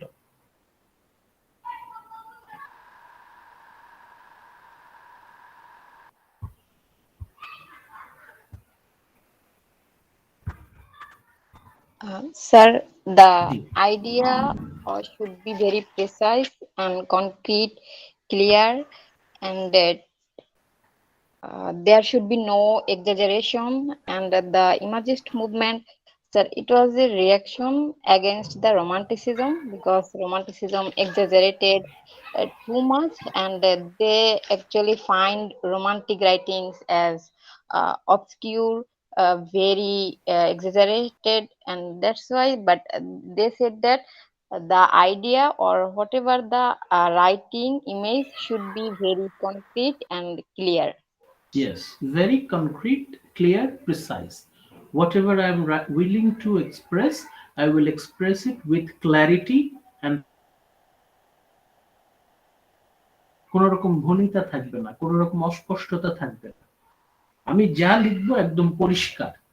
কবিতার মধ্যে কোনো রকম অস্পষ্টতা, কোনো রকম টাল বাহানা, কোনো রকম খামখেয়ালি, কোনো রকম ধোঁয়াটে কোনো কিছু থাকবে না। Everything will be crystal clear. এই হচ্ছে ইমাজিস্ট মুভমেন্টের কথা, ক্লিয়ার অ্যান্ড প্রিসাইজ ইমেজ। এরপরে রিভাইভাল অফ মেটাফিজিক্যাল মুভমেন্ট, এটা হচ্ছে এই 17th সেঞ্চুরি পোয়েট জন ডান, এই সপ্তদশ শতাব্দীর কবি জন ডান, যার কবিতা আমরা পড়েছি ইন্ট্রোডাকশন টু লিটারেচার পোয়েট্রিতে। জন ডানের the good morrow, good morrow আপনারা পড়েছেন, গুড মরো। সেখানে জন ডান যেভাবে তার কবিতায় মেটাফিজিক্যাল কনসিট ইউজ করেছেন, এক্সটেন্ডেড মেটাফোর, যেটা সেই মেটাফিজিক্যাল উইট, সেটার একটা পুনর্জন্ম আমরা লক্ষ্য করি আধুনিক কবিতায়। আরো সহজ করে বলতে যদি চাই যে ইন্টেলেকচুয়ালিটি, বুদ্ধিমত্তা, অ্যাপ্লিকেশন অফ হিউম্যান নলেজ, আরো স্পেসিফিক্যালি বলতে গেলে জ্ঞান বিজ্ঞানের প্রয়োগ, intellectual complexity, use of intellectuality. কবিতা মানেই হচ্ছে এখানে ইন্টেলেকচুয়ালিটি থাকতে হবে। আমাদের যদি পড়াশোনা না থাকে, আমরা যদি ব্রেইনটা না অ্যাপ্লাই করি, if we do not apply our brain, our intellectuality, তাহলে আমরা কবিতা বুঝতে পারবো না। কবিতার পুরো সম্পূর্ণ স্বাদ, পুরো ফ্লেভারটা যদি আপনারা পেতে চান, পুরো মজাটা যদি আপনারা নিতে চান, তাহলে কিছু পড়াশোনা জরুরি। কিছু কিছু বিষয় পড়াশোনা না থাকলে আমরা, যেমন জন ডান তার কবিতায় বেশ কিছু উপমা, এক্সটেন্ডেড মেটাফোর ইউজ করেছেন, যেগুলো আপনি যদি বিজ্ঞানের ছাত্র বা ছাত্রী না হন, বিজ্ঞানের স্টুডেন্ট না হন, ইন্টারেস্টিং টুইস্ট, যেটা মজাটা, ওই মজাটা আপনারা আর ধরতে পারবেন না। সেই ক্ষেত্রে কবিতা, বিশেষ করে modern poetry, 20th century poetry যদি আপনারা পুরোপুরি বুঝতে চান, পড়াশোনা করতে হবে। সমস্যাটা এই জায়গায়।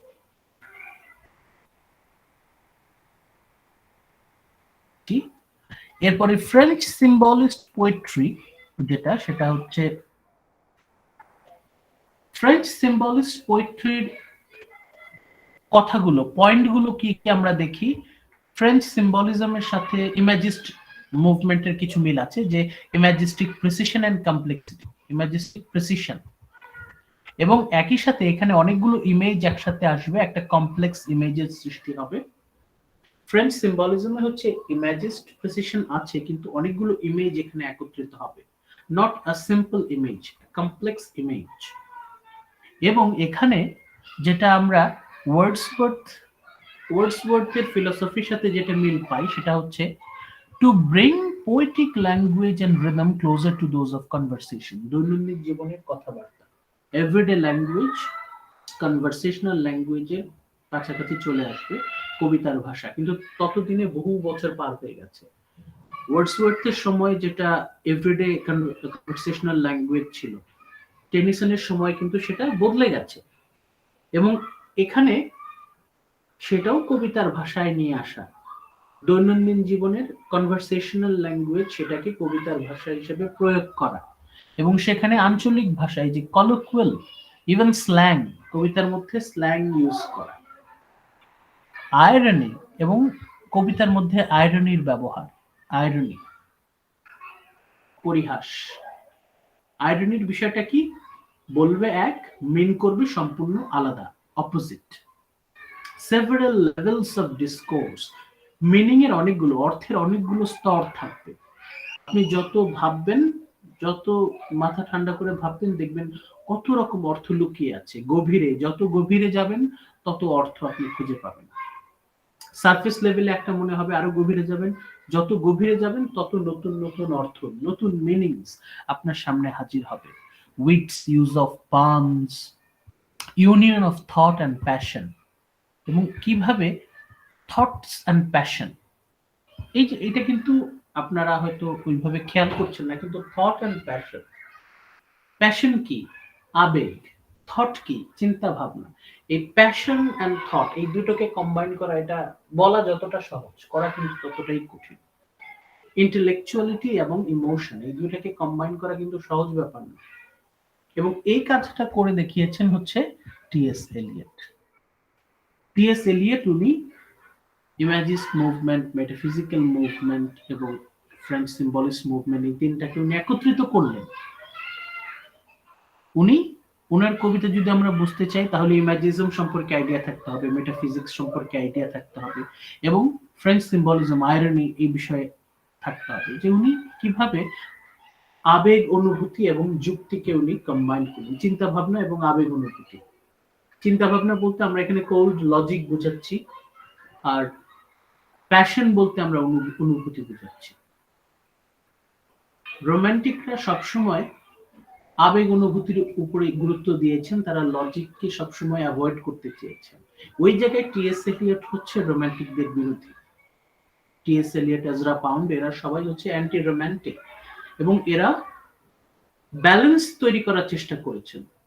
আরো সহজ করে যদি বলতে চাই, তাহলে তারা যুক্তি দিয়ে আবেগকে বশ করতে চেয়েছেন। যুক্তি এবং আবেগের একটা ব্যালেন্স, মানে আবেগকে একটা লাগাম পরানো আর কি। এবং সেই কাজটা টি.এস. এলিয়টের কবিতায় যখনই আমরা প্রয়োগ দেখতে পাই, যে উনি কমপ্লেক্সিটি অ্যান্ড এলুসিভনেস, তার কবিতায় যে জটিলতা, এই জটিলতা কোথা থেকে আসছে, আমাদের দৈনন্দিন জীবনের জটিলতা থেকেই আসছে, এবং আমাদের দৈনন্দিন জীবনের কথাবার্তা, এভরিডে ল্যাঙ্গুয়েজ, সেটাতে যে বিভিন্ন লেভেলের মিনিং থাকতে পারে। আমরা যত ভাববো সেটার মিনিং তত গভীরে আমরা চলে যেতে পারবো, যত ভাববো তত নতুন নতুন অর্থ আমাদের সামনে পরিষ্কার। টি.এস. এলিয়ট তার কবিতায় যেভাবে আয়রনির ব্যবহার করেছেন, তা সত্যি অসাধারণ। টি.এস. এলিয়টের সবচেয়ে গুরুত্বপূর্ণ কাজ বলা হয় the wasteland, publication of the wasteland, যেটা 1922 সালে পাবলিশ হয়, এবং এর মাধ্যমে উনি মানে আমাদেরকে চোখের সামনে দেখিয়ে দিচ্ছেন যে কবিতা কিভাবে বদলে যাচ্ছে। রোমান্টিকরা কি বলেছিল? রোমান্টিকরা তাদের গুরুত্ব কোথায় ছিল? ইন্ডিভিজুয়ালিটি, ব্যক্তিত্ব। ভিক্টোরিয়ানদের গুরুত্ব কোথায় ছিল? সোশ্যাল স্টেবিলিটি, সামাজিক ভারসাম্য, ডেকোরাম। এখন মডার্ন পিরিয়ড, এখন আমরা কোথায় ফোকাস করব? এখন আমাদের ফোকাস করতে হবে কোথায়? Now we are actually criticizing both Victorian attitude and romantic attitude.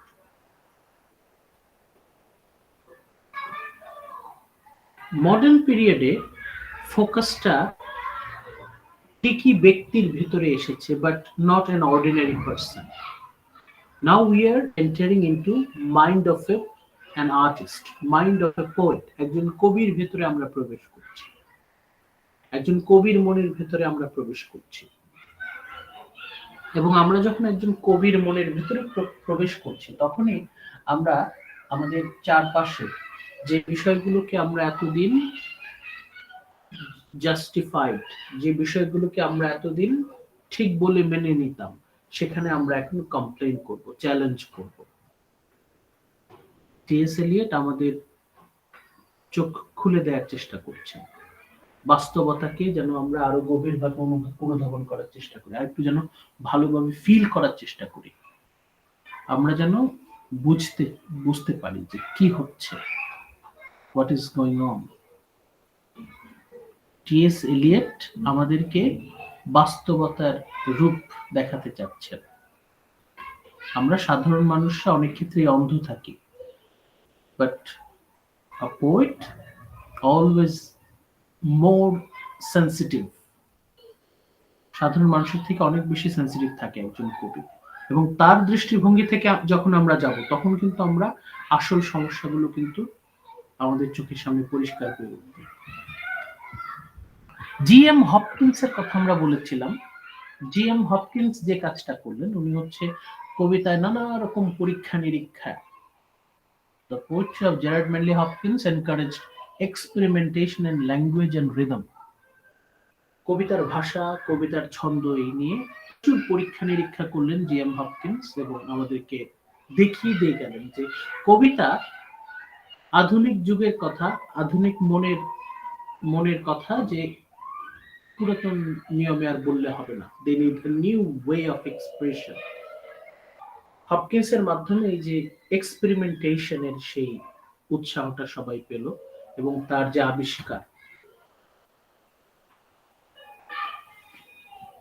Hopkins সম্পর্কে আপনারা আমাদের ডিটেইলস আলোচনা আছে, ওইখানে ওটা দেখে নেবেন।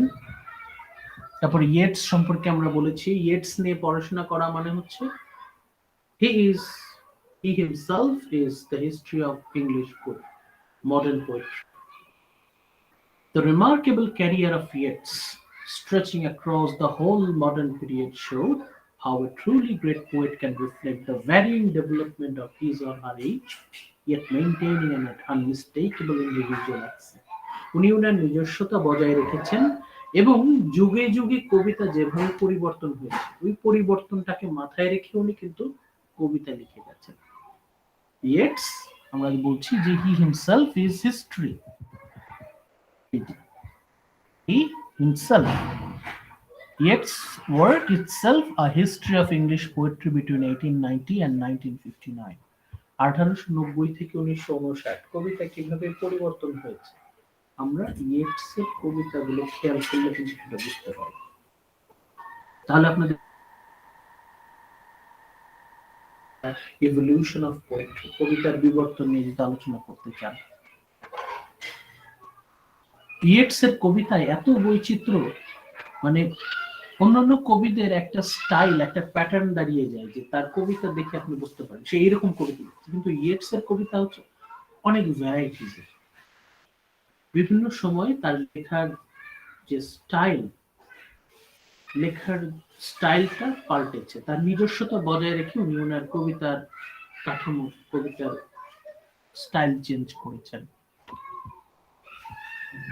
এরপরে আমরা আরো অনেক মাইনর পোয়েটসদের কথা বলেছি, টোন চেঞ্জ নিয়ে কথা বলেছি। অডেনের সময়কার যে কুল ক্লিনিক্যাল টোন, এটা দ্বিতীয় বিশ্বযুদ্ধের পর সেই টোনটা অ্যাগ্রেসিভ হয়ে গেল ডিলান থমাসের হাত ধরে। ডিলান থমাস আর তার গ্রুপ নিউ অ্যাপোক্যালিপস তারা কবিতার মধ্যে একটা বারবারিক ব্রুটালিটি, ভায়োলেন্স নিয়ে আসলেন। কবিতার মধ্যে মানে তীব্র ভয়ঙ্কর গর্জন আমরা লক্ষ্য করি এই ডিলান থমাসের হাত ধরে, যে এরা সবাই কিন্তু বাস্তবতাকে আমাদের চোখের সামনে তুলে ধরতে চাচ্ছে। They are all trying to represent the reality. Reality বলতে শুধুমাত্র বাইরের রিয়ালিটি না, আমাদের মনের ভিতরের বাস্তবতা, শুধু বাইরের বাস্তবতা না, ভিতরের বাস্তবতা। এবং the ugliness of the subconscious mind, আমাদের অবচেতন মনের ভেতরে যে হিংস্রতা, সেটা কিন্তু ডিলান থমাস দেখাতে চেয়েছেন। ডিলান থমাসের কেউ আবার পরবর্তীতে লার্কিনরা এসে ফিল করে দিলেন। New generation of poet, Donald Davie, Thomson, Philip Larkin, তারা আবার এই ডিলান থমাসদের যে বর্বরতা, ইন লিঙ্গুইস্টিক্স ভায়োলেন্স, এটার বিরুদ্ধে তারা আবার রিঅ্যাকশন জানালেন। তারা আবার কুল নিউট্রাল টোনে ফেরত আসলেন। তাহলে দ্য নিউ অ্যাপোক্যালিপস তাদেরকে আবার সরিয়ে দিল যারা the movement. They once again they look for neutral tone, a purity of diction, unpretentious fidelity to experience, আমাদের অভিজ্ঞতা, আমাদের বাস্তবতা, শুধুমাত্র বাইরের বাস্তবতা না, ভেতরের বাস্তবতা। আমরা যেন সচেতন হই আমাদের এক্সিস্টেন্স সম্পর্কে, আমাদের এক্সপিরিয়েন্স সম্পর্কে। স্যার, হ্যাঁ বলো। sir, you said that Dylan Thomas poems are very violent. So Farnhill, that poem is about the memories of childhood. So is it? So how can it be that tone of violence? আচ্ছা, এইখানে ওনার যে it's about childhood, কিন্তু উনি যেভাবে এই কবিতাটাকে উনি প্রকাশ করেছেন, এখানে অনেকেই বলে থাকেন যদিও ফার্নহিল এটা ইট ইজ অ্যাবাউট চাইল্ডহুড, কিন্তু যে অ্যাটিটিউড উনি এখানে শো করেছেন দ্যাট ইজ রিয়েলি ভায়োলেন্ট। মানে দ্য ওয়ে, মানে subject matter itself is very soft, innocent, childhood, কিন্তু দ্য ওয়ে উনি যে টোনে কথাটা বলেছেন সেই টোনটা হচ্ছে এগ্রেসিভ। এবং ফার্নহিলে তো তাও এটা মানে বেশ মাইল্ড মডারেট টোন, কিন্তু পরবর্তী কবিতাগুলো do not go gentle to night, এই যে এই কবিতাটা যে আপনারা দেখেছেন, ওই কবিতায় আপনারা দেখবেন যে উনি কতটা মানে ব্র্যাশলি, কতটা ওপেনলি, রুডলি কথাগুলো বলেছেন। এখন ফার্নহিল মানে যদিও আমাদের মনে হয়, আমরা আসলে এটা তো বুঝতে পারি না যে আমরা কালচারের সাথে তো আমরা আসলে ওইভাবে পরিচিত না, কিন্তু স্টিল ফার্নহিলে কিছু বারবারিক ভায়োলেন্ট অ্যাটিটিউড এক্সপ্রেসড আছে। আমরা হয়তো এটা বুঝতে পারি না, কিন্তু আছে। এবং এটা তো কেবল শুরু, এবং এর আরো আরো আরো যদি আমরা যাই তাহলে আমরা দেখতে পাবো যে নিউ অ্যাপোক্যালিপস তারা কবিতায় তাদের যে অ্যাগ্রেসিভ টোন, সেটা তারা বেশ সিরিয়াস ছিলেন, সেটা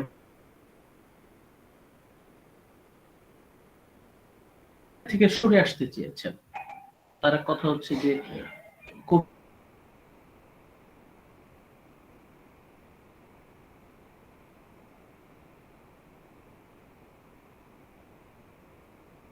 fidelity to experience, সেই ওয়ার্ডসওয়ার্থ যে কথাটা বলেছিলেন যে আমাদের দৈনন্দিন অভিজ্ঞতাকে সততার সাথে, নিষ্ঠার সাথে, ফেথফুলি, ট্রুথফুলি, উইথ ফিডেলিটি, লয়ালটির সাথে আমাদের দৈনন্দিন অভিজ্ঞতা, এক্সপিরিয়েন্সকে এক্সপ্রেস করা, এটা কিন্তু কবিতার কথা। এবং আরেকটা কাজ করলেন, সেটা হচ্ছে উনি লার্কিন, টি.এস. এলিয়ট আর এজরা পাউন্ড তাদের যে মডার্নিজম, সেটাকে উনি বাতিল করে দিলেন। কারণ এলিয়ট পাউন্ড উনারা হচ্ছে ফ্রেঞ্চ ইটালিয়ান মডার্নিজম দ্বারা ইন্সপায়ার্ড ছিলেন, স্পেশালি ফ্রেঞ্চ মডার্নিজম। লার্কিন উনি ট্র্যাডিশনাল নেটিভ মডার্নিজমের উপর ফোকাস করলেন, যেটা হচ্ছে থমাস হার্ডি দ্বারা ইন্সপায়ার্ড।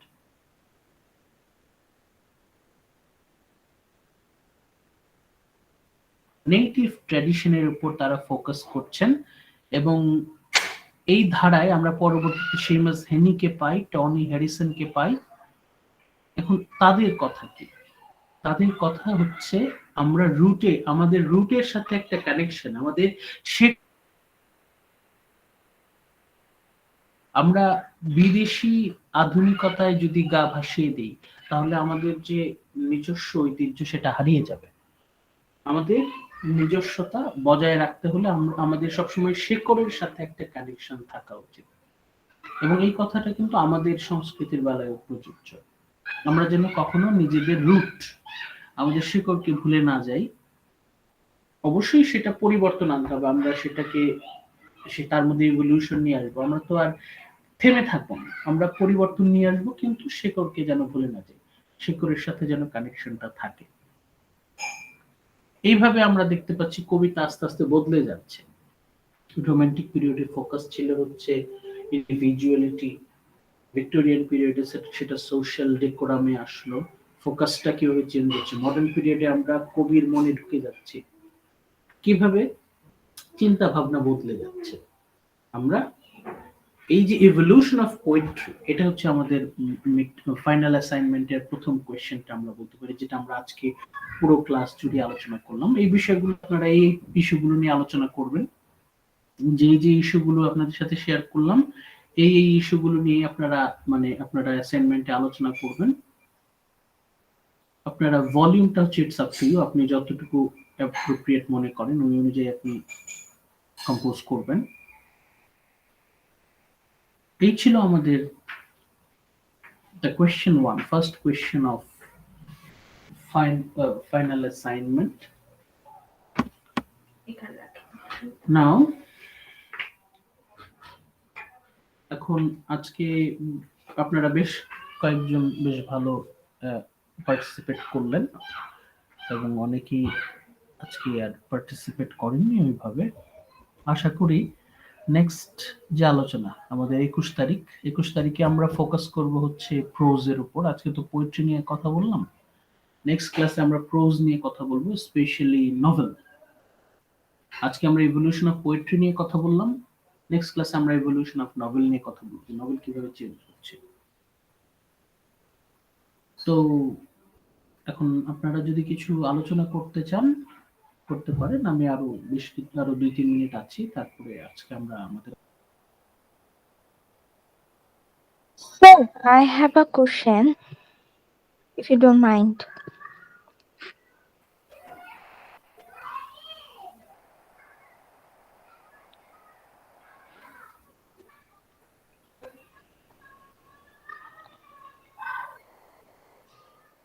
বলেন।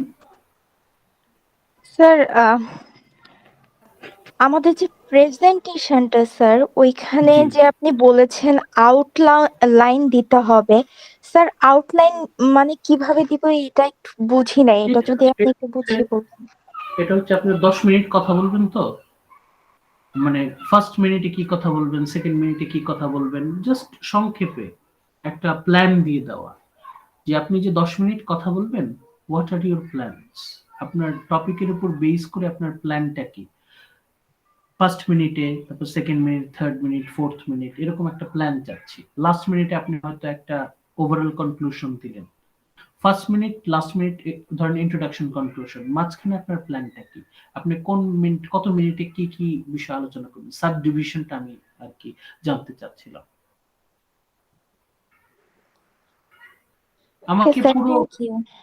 আমাকে পুরোপুরি পুরো স্ক্রিপ্টটা দিতে হবে এমন কোনো কথা নাই, ইটস আপ টু ইউ, আপনি আমাকে দিতে পারেন, নাও দিতে পারেন, কিন্তু আমি আউটলাইনটা চাবো আর কি। আমাকে টপিকটা তো অবশ্যই জানাবেন 21 তারিখের মধ্যে, আর আউটলাইনটা হচ্ছে আমাকে প্রেজেন্টেশনের আগে দিলেই হলো, ওটা 21 তারিখেই দিতে হবে। ওইটা কি আমরা ডকে দিব? আউটলাইনটা কি ডকে দিব? আপনি আমাকে কাগজে লিখে ছবি পাঠাতে পারেন, বাট আমাকে মানে থাকলেই হলো আর কি। এটা হচ্ছে আপনি যখন অ্যাসাইনমেন্ট ওই প্রেজেন্টেশন দিবেন তখন ওইখানে যে জায়গাটা থাকবে ওখানে আপনি মেসেঞ্জারে শো করেন, আপাতত আমাকে মেসেঞ্জারে পাঠিয়ে রাখেন, যে আমি তাহলে দেখি যে আপনি আসলে, এটা আমি কেন চাচ্ছি, কারণ অনেক সময় দেখা যায় যে আপনি একটা ইস্যুতে আপনি 5 মিনিটও কথা বলতে পারেন, 10 মিনিটও কথা বলতে পারেন, আবার আধা ঘন্টাও কথা বলতে পারেন। কিন্তু আমি আসলে জানতে চাচ্ছি আপনি বলা মানে কিভাবে কি বলবেন, টাইম ডিস্ট্রিবিউশনটা আমি জানতে চাচ্ছি, কোন টাইমে আপনি কি বলবেন। এইটার জন্য আমি আউটলাইনটা জাস্ট চাচ্ছি। আপনি শুধু ইস্যুটা বলবেন যে আমি 2-3 মিনিট ধরে এইটুকু বলবো, তারপরে 3 মিনিট এইটুকু বলবো, জাস্ট আমাকে আউটলাইনটা দিলে আমার জন্য সুবিধা হয় আর কি। Okay sir, thank you so much. আর- স্যার হ্যাঁ বলেন। স্যার আমি আসলে প্রেজেন্টেশনের যে ইনস্ট্রাকশনটা একটু মিস করে গিয়েছি, আমাকে যদি একটু শর্টে বলে দিতেন যে টপিক কোথা থেকে সিলেক্ট করব এন্ড প্রেজেন্টেশনটা হচ্ছে- পাওয়ার পয়েন্ট হবে নাকি, বা মানে টোটাল ইনস্ট্রাকশনটা। সরি আমি একটু মিস করেছি এটা। আচ্ছা, 15 মার্কস, 15 মার্কস ক্যারি করছে আপনাদের প্রেজেন্টেশন। 10 মিনিট প্রেজেন্ট করতে হবে। আপনি 10 মিনিট চাইলে এরকম গুগল মিটে এসেও আপনি প্রেজেন্ট করতে পারেন। আপনি চাইলে, আমি যেমন অডিও বলছি আজকে, অডিও বলে হ্যান্ডআউট দেখাচ্ছি, স্লাইড দেখাচ্ছি, আপনি এইভাবে প্রেজেন্ট করতে পারেন। আপনি চাইলে ক্যামেরা অন করে, ভিডিও অন করে আপনি প্রেজেন্ট করতে পারেন। আপনি চাইলে শুধু অডিও প্রেজেন্ট করতে পারেন। মানে আপনি যখন গুগল মিটে আছেন, আমিই রেকর্ড করে নিচ্ছি, আপনাকে আর কষ্ট করে রেকর্ড করতে হচ্ছে না। আর ইন কেস আপনি যদি এটা মিস করে ফেলেন, সেক্ষেত্রে আপনাকে পার্সোনালি অডিও বা ভিডিও রেকর্ড করে, বা আপনি যদি পাওয়ার পয়েন্ট স্লাইড ইউজ করেন, তাহলে সেটা রেকর্ড করে আমাকে পাঠাতে হবে। সেটা আমি একটা ডেট দিয়েছি যে 29 তারিখ, জানুয়ারির 29 তারিখ আপনি কি করবেন, গুগল ক্লাসরুমে সাবমিট করবেন। এখন আপনি এটা, it's not mandatory to do a PowerPoint presentation, but আপনি যদি করতে চান, I will appreciate it. It's up to you. তবে আপনাকে 10 মিনিট কথা বলতে হবে, 10 মিনিট 15 মার্কস। আপনি আমাদের সিলেবাস থেকে যে কোনো টপিক আপনি চুজ করতে পারেন, তবে সেটা যেন খুব বেশি ছোট বা খুব বেশি বড় না হয়। 10 মিনিটের মধ্যে আপনি যেন মোটামুটি এক্সপ্লেইন করতে পারেন।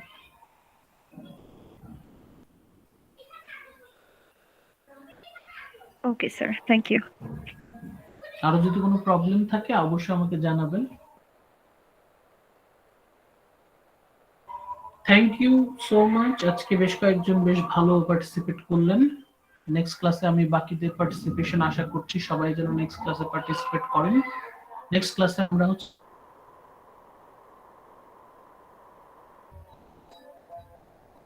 Thank you so much. আসসালামু আলাইকুম। আসসালামু আলাইকুম স্যার। থ্যাংক ইউ স্যার, আসসালামু আলাইকুম। ওয়ালাইকুম আসসালাম।